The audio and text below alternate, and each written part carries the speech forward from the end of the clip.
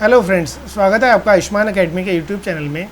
Last lecture के अंदर हमने DC circuit and related laws unit को स्टार्ट किया था और वहाँ पे हमने बेसिकली ये चीज़ जानी थी कि भाई सर्किट क्या चीज़ होती है और सर्किट के विभिन्न प्रकारों के बारे में भी हमने अध्ययन किया था। ठीक है, वहाँ पे हमने क्या चीज़ जानी थी कि भाई जो सर्किट होता है ना, ये बेसिकली एक ऐसा रास्ता होता है जो कि धारा के या करंट के प्रवाह के लिए बनाया जाता है। ठीक है, अब देखिए वहाँ पे हमने क्या चीज़ देखी थी। देखिए ना, अगर वापस हम लोग ड्रॉ करते हैं तो हमने ऐसा कुछ परिपथ बनाया था। देखिए ना, ये जैसे एक परिपथ का निर्माण है।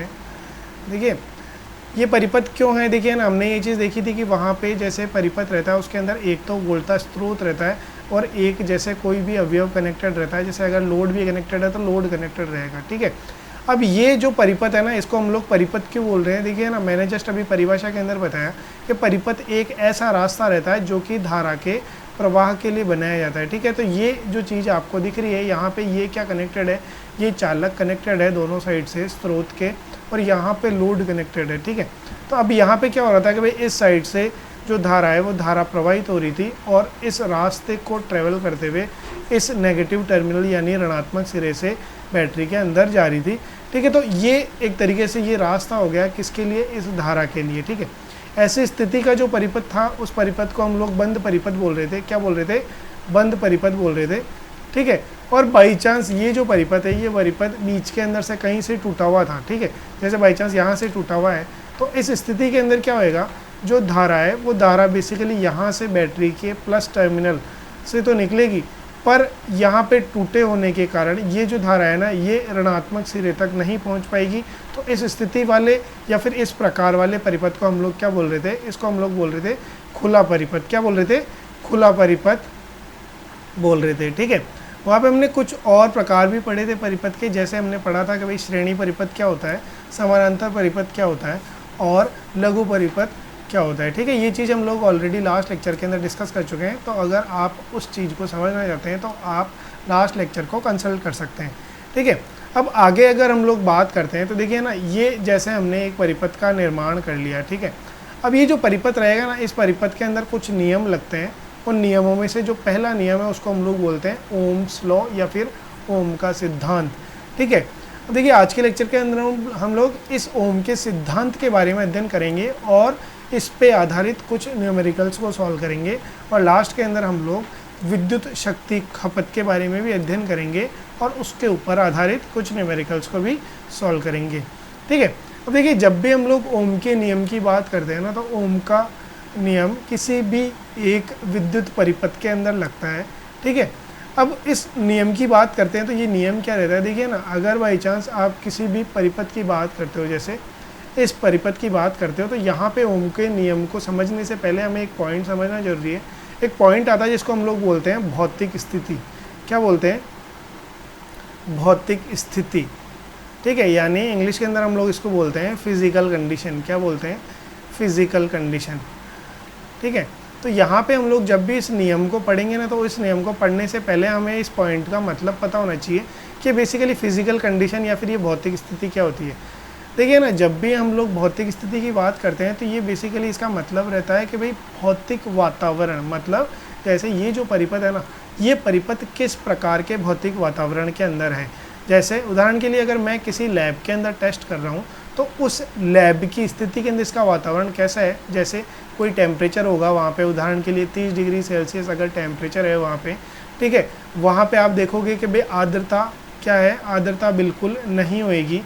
ठीक है, आर्द्रता मतलब नमी की हम लोग बात कर रहे हैं। भाई वहाँ पे जो नमी है वो बिल्कुल नमी क्या नहीं रहेगी, मौजूद नहीं रहेगी। ठीक है, ठीक है, तो ये चीज़ें रहती है क्या, भौतिक अवस्था। ठीक है, जैसे धूल हो गई, वही वहाँ पे धूल मिट्टी है कि नहीं है।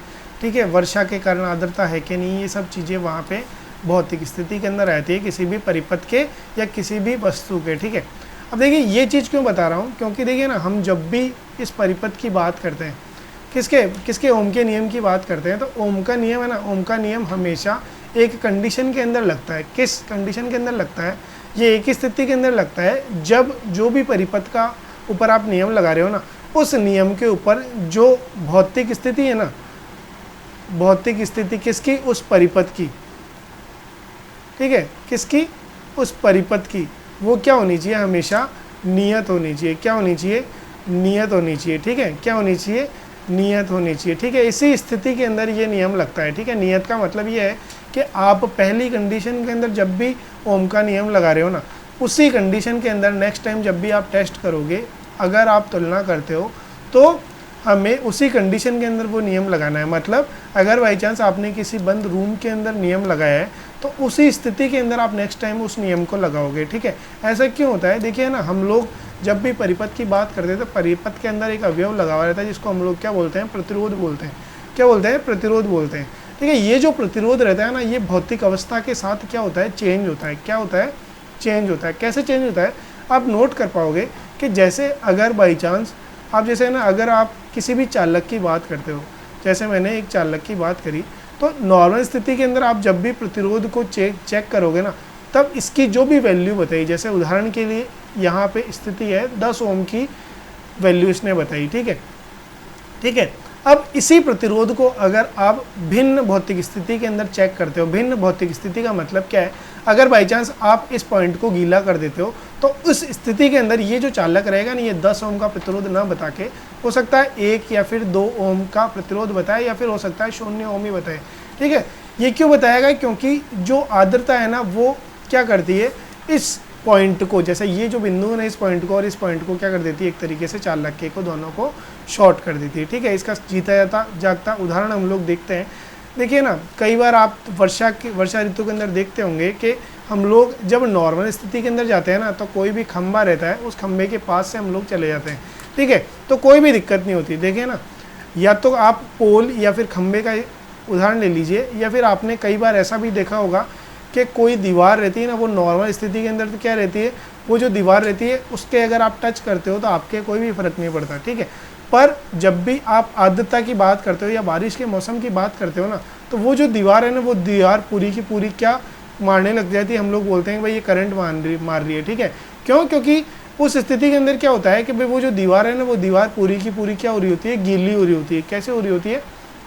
गीली हो रही होती है। ठीक है, तो वो करंट क्यों मारती है? वो करंट इसलिए मार रही होगी कि भाई वो जो दीवार है उसके अंदर से जो भी आपने कनेक्शन कर रखा है ना, वो जो कनेक्शन है वो किसी भी रूप से छिल के उस दीवार के ऊपर कनेक्ट हो रहा होगा। ठीक है, यानी लाइव वायर क्या हो रहा होगा? उस दीवार से कनेक्ट हो रहा होगा। और बाई चांस वो जब दीवार जब भी गीली हो गई ना, तो वो जो चालक है ना, वो चालक दीवार के ऊपर कनेक्टेड है, और वो जो दीवार है वो पहले जो कि कुचालक की तरह कार्य कर रही थी, वो एक तरीके से चालक की तरह कार्य करने लगी। क्यों? क्योंकि अपने को पता है कि जो जल रहता है ना, वो जल क्या रहता है? एक चालक रहता है। ठीक है, तो इसलिए मैं ये बताना चाह रहा हूँ कि अगर बाई चांस आप नॉर्मल स्थिति के अंदर उस दीवार की टेस्टिंग करोगे तो उस स्थिति के अंदर हो सकता है वो जो प्रतिरोध है वो क्या आएगा? अनंत आएगा। पर जब भी आप नेक्स्ट स्थिति के अंदर चेक करोगे ना, यानी मतलब बारिश के मौसम के अंदर चेक करोगे ना, तो ये जो प्रतिरोध है ये अनंत से क्या हो जाएगा? कम हो जाएगा। इसी कारण तो सिर्फ इसी कारण से वो जो दीवार है उस दीवार के अंदर क्या हो रहा होगा? करंट आ रहा होगा। ठीक है, तो जब भी हम लोग इस नियम की बात करते हैं तो ये नियम कब लगता है? देखिए, ये नियम उस स्थिति के अंदर लगता है जब ये भौतिक स्थिति समान हो। मतलब अगर आप सूखी दीवार का या सूखे चालक का अगर प्रतिरोध नाप रहे हो ना, तो हर स्थिति के अंदर उसी प्रतिरोध को उसी स्थिति के नापोगे। ठीक है, मतलब जैसे इस परिपथ के अंदर अगर आपने ओम का नियम लगाया है, तो नॉर्मल स्थिति के अंदर भी आपको क्या करना है? नॉर्मल स्थिति के अंदर अगर बाई चांस नियम लगा रहे हो, तो नेक्स्ट टाइम जब भी आप ये नियम लगाओगे ना, उस स्थिति के अंदर भी उसकी जो भौतिक स्थिति है वो क्या रहनी चाहिए? नियत रहनी चाहिए। ठीक है, अब इस कंडीशन को लेते हुए इस नियम के ये नियम दिया गया है। ये नियम क्या बोलता है कि यदि किसी भी परिपथ की भौतिक स्थिति को समान रखा जाए, क्या बोल रहा हूँ मैं? यदि किसी भी परिपथ की भौतिक स्थिति को समान रखा जाए, तो उस स्थिति के अंदर जो उस परिपथ के ऊपर लगाया गया वोल्टेज है ना, जैसे ये वोल्टेज है ना, ये वोल्टेज उस परिपथ के अंदर प्रवाहित होने वाली धारा के क्या होता है? समानुपाती होता है। क्या बोल रहा हूँ मैं? यदि आप किसी भी परिपथ की भौतिक स्थिति को समान रखते हो, तो उस स्थिति के अंदर जो वोल्टेज रहेगा उस परिपथ के अंदर लगाया गया, वो वोल्टेज उस परिपथ के अंदर प्रवाहित होने वाली धारा के क्या रहेगा? समानुपाती रहेगा। ठीक है, ये रहता है ओम का नियम। ठीक है, अब देखिए इस स्थिति के अंदर अगर आप देखोगे, जैसे मैंने लिख दिया V समानुपाती I, यहाँ पे ये जो चिन्ह है ना, इस चिन्ह को हम लोग बोलते हैं समानुपात का चिन्ह। ठीक है, अब देखिए जब भी हम लोग गणित के अंदर या फिर फिजिक्स के अंदर ये जो समानुपात का चिन्ह होता है इसको अगर हटाते हैं ना, हटा के अगर हम लोग बराबर का चिन्ह लाते हैं, जैसे अगर मैं ये जो v है इस v को बराबर के सामने यहाँ पे बराबर का चिन्ह लाना चाहूँगा और इसको किसको समानुपात को हटाना चाहूँगा ना, तो उस स्थिति के अंदर जब भी हम लोग समानुपात के चिन्ह को हटाएंगे तो यहाँ पे एक नियतांक आता है। जैसे उस नियतांक को हम लोग इस स्थिति के अंदर r से प्रदर्शित करते हैं और ये i है, ऐसा कैसा लिख देंगे। ठीक है, ये जो नियतांक रहेगा ये हर स्थिति के अंदर आएगा अगर बाई चांस आप समानुपात के चिन्ह को हटा रहे हो। ठीक है, यहाँ पे ओम के नियम के केस के अंदर जब भी आप नियतांक को हटाओगे तो यहाँ पे जो जब भी आप समानुपात के चिन्ह को हटाओगे ना, तो यहाँ पे जो नियतांक आता है ना वो कौन सा आता है, r आता है। ठीक है, क्या आता है, r आता है। ठीक है, नियतांक का मतलब क्या है, नियतांक का मतलब ये है कि भाई ये जो वैल्यू है ये हमेशा नियत रहेगी। ठीक है, क्या रहेगी, नियत रहेगी, यानी इसकी वैल्यू आप स्टार्टिंग से लेके एंड तक जब भी नापोगे ये क्या होनी चाहिए, कांस्टेंट रहनी चाहिए। ठीक है, तो ये रहता है नियम। ठीक है, अब देखिए प्रतिरोध की वैल्यू नियत कब रहेगी, जस्ट अभी मैंने बताया कि जब भी उस प्रतिरोध की भौतिक अवस्था क्या रहेगी, कांस्टेंट रहेगी। ठीक है, तो ये पूर्ण रूप से क्या रहता है, RI, ये रहता है क्या, ओम का नियम। ठीक है, क्या रहता है, ओम का नियम। ठीक है, ये जो नियम रहता है ना, ये नियम किस चीज़ के लिए हमारे काम में आता है, ये काम में आता है बाई चांस अगर आपको किसी भी परिपथ की वोल्टेज निकालनी हो, अगर बाई चांस ये दोनों चीज़ें दी हुई हैं यानी प्रतिरोध और धारा दी हुई है तो आपको वोल्टेज निकालनी है तो आप वोल्टेज को निकाल सकते हो। अगर आपको प्रतिरोध निकालना है और ये V और I दिया हुआ है तो आप V और I की सहायता से R को निकाल सकते हो, और अगर बाई चांस V और R लिख दिया हुआ हो तो आप I का मान निकाल सकते हो। ठीक है, इस चीज़ को ज्ञात करने के लिए एक ट्रायंगल दिया हुआ रहता है, इसको हम लोग जैसे याद करना चाहें तो इस प्रकार से हम लोग याद रखते हैं। देखिए ये जो ट्रायंगल है इस प्रकार से बनाया जाता है। हम लोग क्या करते हैं, इस ट्रायंगल के अंदर ये जो सबसे ऊपर वाला भाग है ना, इस सबसे ऊपर वाले भाग के अंदर हम लोग लिखते हैं V को।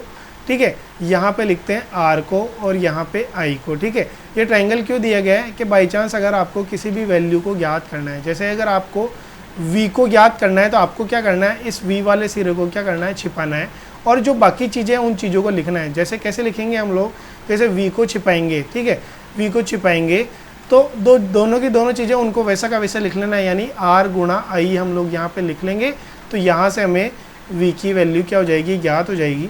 ठीक है, दूसरी स्थिति अगर आप R को ज्ञात करना चाह रहे हो तो आप क्या करोगे, इस R को छिपाओगे। ठीक है, R को अगर आप छिपाओगे तो अब जो चीज़ें दिख रही है आपको क्या दिख रही है, V बटा I, तो इस प्रकार से हम लोग V बटा I से क्या कर लेंगे, R का मान ज्ञात कर लेंगे। और जो तीसरी स्थिति रहेगी, तीसरी स्थिति के अंदर अगर आपको I का मान ज्ञात करना है तो आप क्या करोगे, इस I को छिपाओगे, तो I बराबर क्या हो जाएगा, जो हमें दिख रहा है इसके अलावा क्या दिख रहा है आपको, V बटा R, तो हम लोग क्या कर लेंगे, यहाँ से V बटा R करके I का मान ज्ञात कर लेंगे। ठीक है, तो इस प्रकार से हम लोग ओम के नियम से तीनों की तीनों राशियों को क्या करते हैं, ज्ञात करते हैं। ठीक है, तो ओम का नियम क्या रहता है, ओम का नियम बेसिकली एक ऐसा नियम रहता है जिसके अनुसार यदि आप परिपथ की भौतिक स्थिति को समान रखते हो तो उस परिपथ के ऊपर लगाई गई वोल्टता उस परिपथ के अंदर प्रवाहित होने वाली धारा के समानुपाती रहती है। ठीक है, ये रहता है नियम। ठीक है, परिपथ के अंदर लगाई गई वोल्टता उस परिपथ के अंदर प्रवाहित होने वाली धारा का समानुपाती रहेगा। और अब देखिए यहाँ पे हम लोग समानुपात के चिन्ह को जब भी हटाएंगे तो यहाँ पे एक नियतांक आता है जिसको हम लोग क्या बोलते हैं, R यानी प्रतिरोध बोलते हैं। ठीक है, तो इस प्रकार से ये नियम हो जाता है और इस नियम से हम लोग ये तीन राशियाँ क्या करते हैं, ज्ञात करते हैं। ठीक है, अब कैसे ज्ञात करते हैं, इसके लिए हम लोग कुछ न्यूमेरिकल्स लेते हैं और उसको सॉल्व करने की कोशिश करते हैं। देखिए कुछ न्यूमेरिकल्स दिए हुए हैं आपके सामने, ये जो पहला न्यूमेरिकल ये दिया हुआ है, इसमें क्या बोल रहा है कि ये जो चित्र है, चित्र 6 के अंदर दिखाया गया एक परिपथ है जिसके अंदर एक बैटरी संयोजित है जो कि कितने वोल्ट की है, 10 वोल्ट की है। ठीक है, और यहाँ पे एक प्रतिरोध संयोजित है जो कि कितना है, 5 ओम का है। ठीक है, तो अब ये बोल रहा है कि ये जो चालक है ना, इस चालक में से हमें धारा का मान ज्ञात करना है। ठीक है, तो अब देखिए ना, धारा के लिए हमने अभी जस्ट एक फॉर्मूला पढ़ा। धारा क्या बोल रहा था, आप उस ट्रायंगल को अगर बनाओगे तो ट्रायंगल कैसे बन रहा था, ऐसे बन रहा था, देखिए ना, I और यहाँ पे R। हमने क्या देखा था कि अगर आपको I का मान ज्ञात करना है तो आपको क्या करना पड़ेगा, इस I को छुपाना पड़ेगा। तो उस स्थिति के अंदर आपके पास फॉर्मूला क्या बच जाएगा, V बटा R। तो ठीक है, तो अगर आप I का मान निकालोगे तो क्या आ जाएगा यहाँ पे, V बटा R। अब देखेंगे हम लोग इस परिपथ के अंदर V का मान क्या दिया हुआ है। आप देखोगे कि यहाँ पे V का मान क्या दिया हुआ है, 10 वोल्ट, यानी V बराबर क्या है, 10 है। और अगर आप R का मान देख रहे हो तो R का मान क्या दिया हुआ है, 5 ओम दिया हुआ है, ठीक है। तो अगर आप आई का मान निकालोगे तो आई बराबर क्या हो जाएगा, V बटा आर मतलब 10/5, ठीक है, यानी V बटा ओम, ठीक है, यानी वोल्ट बटा ओम, ठीक है। इसको सॉल्व करोगे आप तो ये सिंपल सा सॉल्व हो जाएगा। यहाँ पे जो वैल्यू आ जाएगी वो क्या आ जाएगी, 10V/ओम, जो कि क्या होता है, जो कि होता है क्या, एम्पेयर। क्या होता है, एम्पेयर। तो आप इसको लिख सकते हो I बराबर 2 एम्पेयर, ठीक है। तो इस प्रकार से हम लोग I का मान निकालेंगे। दूसरी स्थिति हम लोग देखते हैं। देखिए ये एक और परिपथ दिया हुआ है, इस परिपथ के अंदर क्या बोल रहा है, यहाँ पे एक वोल्टेज दी हुई है, यानी वोल्टेज स्रोत दिया हुआ है जिसकी वैल्यू क्या है, 1.5 वोल्ट दी हुई है।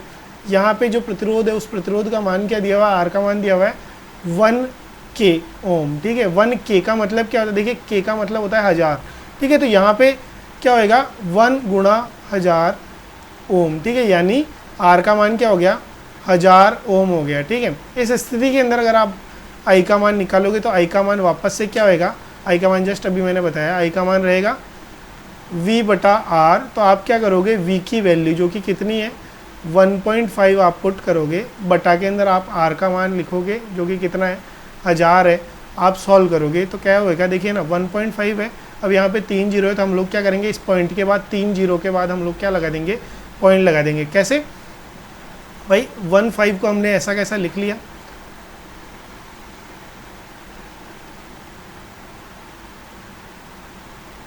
आपने क्या करा, 1.5 को ऐसा कैसा लिख लिया, ठीक है। अब देखिए इस पॉइंट के बाद 3 के बाद देखिए ना 1, 1, 2 और 3 यहाँ पे हम लोग पॉइंट लगा देंगे और ये क्या आ जाएगी, आई की वैल्यू आ जाएगी, ठीक है।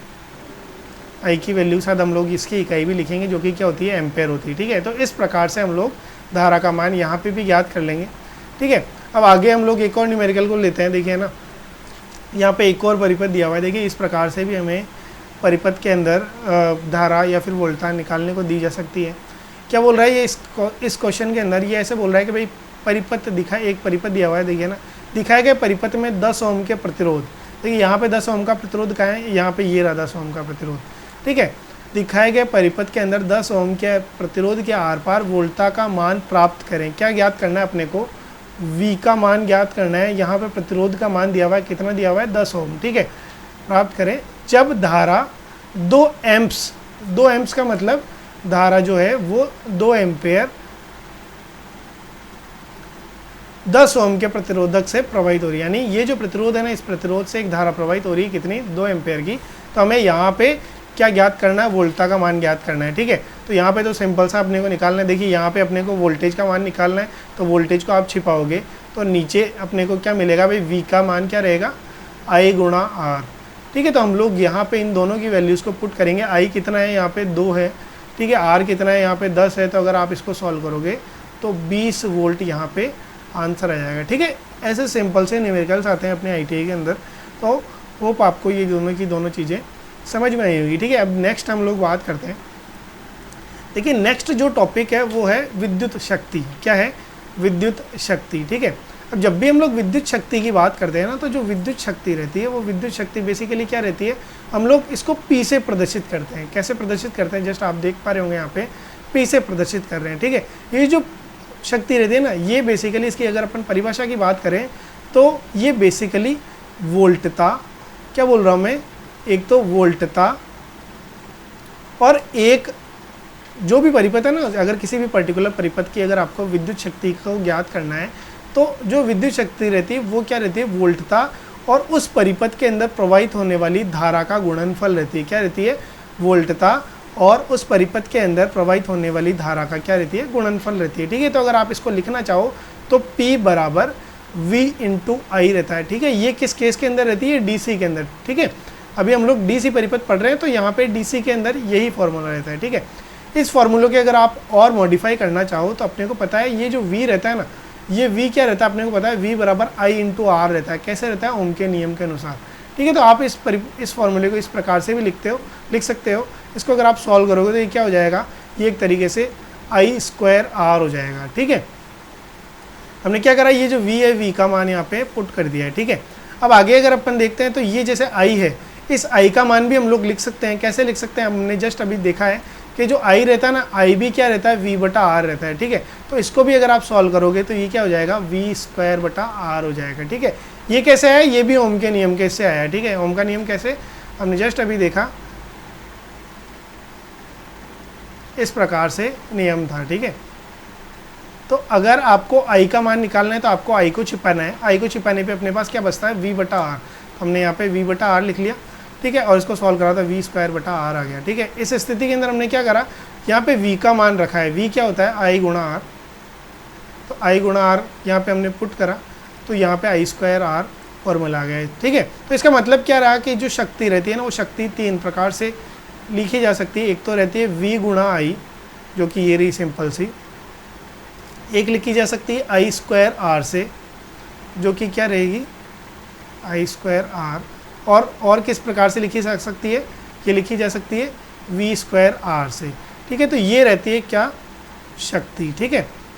इस शक्ति को हम लोग कैसे प्रदर्शित करते हैं, इसका प्रतीक तो रहता है P, और इसकी जो इकाई रहती है ना, वो रहती है वाट। क्या रहती है, वाट, ठीक है। तो ये रहती है विद्युत शक्ति किसी भी पर्टिकुलर परिपथ की, अगर उसको डीसी सप्लाई दी गई है, ठीक है। अब देखिए, उसी परिपथ की अगर हमें ऊर्जा ज्ञात करनी हो तो ऊर्जा क्या रहती है, ऊर्जा बेसिकली रहती है, क्या रहती है, ऊर्जा को हम लोग लिखते हैं कि भाई जो भी पर्टिकुलर परिपथ है ना, उस परिपथ को कितनी शक्ति दी गई, कितनी शक्ति दी गई, और वो शक्ति कितने समय तक दी गई। क्या बोल रहा हूँ मैं, कितने समय तक दी गई, ठीक है। तो जैसे अगर हम लोग इन चीज़ों को लिखते हैं तो ऊर्जा क्या हो गई, एक तरीके से अगर परिभाषा की बात करोगे तो ऊर्जा क्या है, विद्युत ऊर्जा क्या है, ये बेसिकली किसी भी परिपथ को दी गई शक्ति व कितने समय तक वो शक्ति दी गई है, उसका गुणनफल रहता है, ठीक है। तो अगर आप इन चीज़ों को लिखना चाहो तो E बराबर क्या हो जाएगा, E बराबर हो जाएगा P गुणा T। T क्या है, यहाँ पे समय है T, ठीक है। अब इन चीज़ों की वैल्यूज़ अगर आप यहाँ से लिखना चाहोगे तो शक्ति क्या, ये जो ऊर्जा रह जाएगी, ये ऊर्जा क्या हो जाएगी, वी आई गुणा टी हो सकती है एक तो, ठीक है, वी गुणा आई टी हो सकती है। या फिर अगर आप शक्ति को अगर आई स्क्वायर आर से लिखते हो तो ये आई स्क्वायर आर टी हो सकती है। या फिर अगर बाई चांस अगर आप इसको वी स्क्वायर बटा आर लिखते हो तो ये वी स्क्वायर बटा आर टी हो सकती है, ठीक है। तो इस प्रकार से शक्ति को ऊर्जा को हम लोग क्या करते हैं, दर्शाते हैं। ये जो ऊर्जा रहती है ना, इस ऊर्जा की जो इकाई रहती है वो क्या रहती है, देखिए ना, शक्ति की जो इकाई रहती है वो क्या थी, अपने को पता है वाट, ठीक है, वाट। और जो समय रहता है उसकी इकाई क्या है, आवर, ठीक है। तो हम लोग यहाँ पे जो ऊर्जा रहती है ना, उसकी इकाई को हम लोग लिखते हैं क्या, वाट आवर से, ठीक है। किससे लिखते हैं, वाट आवर से, ठीक है। तो इस प्रकार से हम लोग विद्युत शक्ति और विद्युत ऊर्जा की क्या करते हैं, मान ज्ञात करते हैं, ठीक है। यहाँ पे एक और चीज़ दी हुई है जिसको हम लोग BOT बोलते हैं, बोर्ड ऑफ ट्रेड या फिर यूनिट, ठीक है। बोर्ड ऑफ ट्रेड या यूनिट क्या होती है, देखिए बेसिकली अभी हमने देखा कि भाई जो शक्ति रहती है ना, ऊर्जा रहती है, वो कैसे लिखते हैं हम लोग, WH के द्वारा लिखते हैं। किससे लिखते हैं, WH के द्वारा, ठीक है। ये जो चीज़ दी हुई है ना, बोर्ड ऑफ ट्रेड या फिर KWH या फिर यूनिट, या फिर ये जो चीज़ें आपको दिख रही है ना, इन चीज़ों को हम लोग क्या बोलते हैं, ये बेसिकली वो यूनिट है जो कि हम लोग घर के अंदर उपयोग में लाते हैं, ठीक है। घर के अंदर उपयोग में लाने का मतलब ये है कि हमारे जो घर का ऊर्जा मीटर रहता है ना, जो कि अपने घर के बाहर लगा हुआ रहता है, वो जो ऊर्जा मीटर रहता है ना, वो किस हिसाब से ऊर्जा को नापता है। तो देखिए ना, जब भी हम लोग ऊर्जा की बात करते हैं तो हमारे घर के अंदर जो ऊर्जा रहती है वो अधिक मात्रा के अंदर क्या होती है, खपत होती है, ठीक है। तो हम लोग क्या करते हैं, ये जो ऊर्जा है ना, कौन सी, WH, ऐसे ऊर्जा को नहीं नाप के इस ऊर्जा को हम लोग नाप लेते हैं किसके अंदर, KWH के अंदर। KWH का मतलब क्या है, ये KWH बेसिकली है 1000 वाट आवर, क्या है, 1000 वाट आवर, ठीक है। तो ये जो 1000 वाट आवर रहता है ना, ये बेसिकली एक यूनिट रहती है हमारे मीटर की, किसकी, हमारे मीटर की, ठीक है। यानी अगर आपसे पूछा जाए कि आपके घर के अंदर एक यूनिट किसके बराबर रहती है, तो हमारे घर के अंदर जो एक यूनिट रहती है ना, ये एक यूनिट बेसिकली 1000 वाट आवर के बराबर रहती है, ठीक है। तो ये जो एक यूनिट रहती है ना, इसी को हम लोग बोर्ड ऑफ ट्रेड या KWH या फिर यूनिट के नाम से जानते हैं, ठीक है। तो होप ये चीज़ आपको समझ में आई होगी। वापस बता रहा हूँ मैं, हमारे घर की जो यूनिट रहती है ना, उस यूनिट को हम लोग KWH के अंदर नापते हैं। किसके अंदर नापते हैं, KWH के अंदर नापते हैं, ठीक है। यानी अगर आप एक यूनिट की बात करोगे ना, तो एक जो यूनिट रहती है ना, वो एक यूनिट एक KWH के बराबर रहती है। किसके बराबर रहती है, 1 के WH के बराबर रहती है। ठीक है, तो अगर आप इसको खोल के लिखना चाहो तो 1 यूनिट किसके बराबर रहेगी, ये रहेगी 1000 वाट आवर के बराबर। ठीक है, तो इस प्रकार से हम लोग विद्युत शक्ति, विद्युत ऊर्जा और हमारे घर के अंदर खपत होने वाली विद्युत ऊर्जा को ज्ञात करते हैं। ठीक है, अब इन दोनों के ऊपर आधारित हम लोग कुछ न्यूमेरिकल्स कर लेते हैं। देखिए, एक सिंपल सा न्यूमेरिकल दिया हुआ है। ये बोल रहा है कि भाई आप एक विद्युत इस्त्री यानी इलेक्ट्रिक आयरन की बात कर रहे हैं, जिसकी जो कि कितने की है, ये 7000 वाट बटा क्या बोल रहा है, ये 250 वोल्ट की है। ठीक है, यानी यहाँ पे जो V है ना, उस V का मान दिया हुआ है कितना, 250। ठीक है, और यहाँ पे जो वाटेज है यानी P है, उसका मान दिया हुआ है 750 वाट। अब आगे क्या बोल रहा है, ये जिसे 90 मिनट के लिए उपयोग किया गया। ठीक है, यानी T दिया हुआ है 90 मिनट। ठीक है, मैं शॉर्ट के अंदर लिख रहा हूँ 90 मिनट। ठीक है, ठीक है, तो क्या बोल रहा है, अगर ऐसी स्थिति है तो वो जो इलेक्ट्रिक आयरन है वो कितनी ऊर्जा की खपत करेगी। ठीक है, अब सबसे पहली चीज़ देखिए ना, ऊर्जा की अगर अपन बात कर रहे थे तो ऊर्जा क्या थी, ऊर्जा क्या थी अपने को पता है। ऊर्जा को हम लोग लिख रहे थे P गुणा T से प्रदर्शित कर रहे थे। किससे प्रदर्शित कर रहे थे, P गुणा T से प्रदर्शित कर रहे थे। ठीक है, अब यहाँ पे ये जो T था ना, ये किसके अंदर था, आवर के अंदर था। ठीक है, पर यहाँ पे जो ये जो T है ना, ये किसके अंदर दिया हुआ है, मिनट के अंदर दिया हुआ है। तो हम लोग पहले इसको आवर के अंदर कन्वर्ट करेंगे। कैसे करेंगे, अपने को पता है एक जो आवर रहता है ना, एक आवर के अंदर 60 मिनट रहते हैं। क्या बोल रहा हूँ मैं, एक आवर के अंदर 60 मिनट रहते हैं। तो अगर 90 मिनट की बात करोगे तो आपको आवर के अंदर कन्वर्ट करने के लिए इसको किससे डिवाइड करना पड़ेगा, 60 से डिवाइड करना पड़ेगा। ठीक है, अगर आप इसको सॉल्व करोगे तो ये वैल्यू क्या आ जाएगी, 3/2 आवर आ जाएगी। क्या आ जाएगी, 3/2 आवर आ जाएगी। ठीक है, ठीक है, अब जैसे यहाँ पे अगर हम लोग पुट करते हैं तो P कितना दिया हुआ है, हमें दिया हुआ है 750 गुणा क्या दिया हुआ है यहाँ पे 3/2। अगर अपने को लिखना है, आप इसको सॉल्व करोगे तो ये जो वैल्यू आ जाएगी 375 आ जाएगी। ठीक है, अब इसको अगर आप सॉल्व करोगे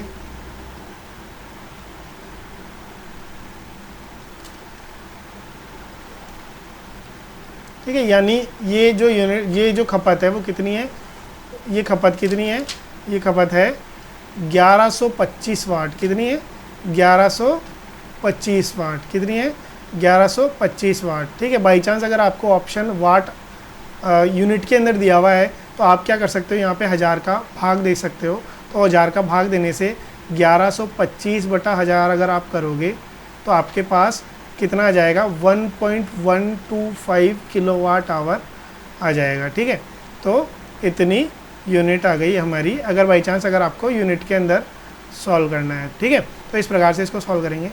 आगे देखते हैं हम लोग एक और न्यूमेरिकल। देखिए एक और न्यूमेरिकल दिया हुआ है। ये क्या बोल रहा है, एक विद्युत लैंप की शक्ति की गणना कीजिए जो कि 240 वोल्ट विद्युत सप्लाई पर 0.42 एम्पियर धारा लेता है। ठीक है, यानी एक लैंप है, उसका अपने को P निकालना है। क्या निकालना है, P निकालना है।